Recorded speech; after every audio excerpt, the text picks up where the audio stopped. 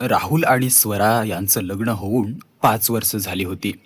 दोघांचे आयुष्य वरून खूप सुंदर दिसत होतं. पण राहुलच्या मनात नेहमी एक शंका असायची की स्वरा ऑफिसमध्ये नेमकं काय करते, कोणाशी बोलते आणि इतकी उशिरा काय येते. एक दिवस त्याच्या मनातील संशय इतका वाढला की त्याने ठरवलं, आज मी तिच्या ऑफिसमध्ये जाऊन सगळं पाहणार.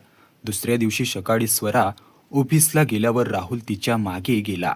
ऑफिसच्या गेटवर पोहोचताच सिक्युरिटी गार्डने त्याला अडवलं आणि विचारलं, कोणाला भेटायचं आहे. राहुल म्हणाला, मी स्वराचा नवरा आहे. ते ऐकताच गार्ड मोठ्याने हसू लागला आणि म्हणाला, साहेब, तिचा नवरा तर आत ऑफिसमध्ये आहे. ते ऐकताच राहुलच्या पायाखालची जमीनच सरकली. त्याला धक्का बसला, राग आला, डोळ्यासमोर अंधार आला. तो काही वेळ शांत उभा राहिला आणि मग रागाने आत गेला. आत आत गेल्यावर त्याने पाहिलं की एक माणूस सगळ्यांसमोर स्वरासोबत हसत बोलत होता आणि ऑफिसमध्ये लोक त्याला स्वराच्या ऑफिस नवरा म्हणून चिडवत होते, कारण तो रोज तिची काळजी घ्यायचा, तिच्यासाठी चहा आणायचा आणि तिच्या प्रत्येक कामात मदत करायचा.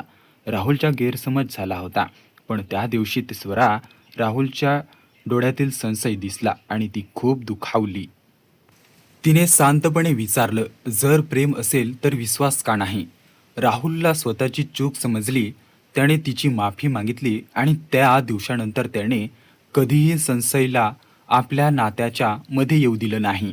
कारण त्याला कळालं होतं की नातं टिकवायचं असेल तर प्रेमापेक्षा विश्वास जास्त महत्त्वाचा असतो. ही कथा कशी वाटली? जर तुम्हाला आवडली असेल तर व्हिडिओला लाईक नक्की करा आणि असेच नवनवीन व्हिडिओ पाहण्यासाठी या चॅनलला सबस्क्राईब करा.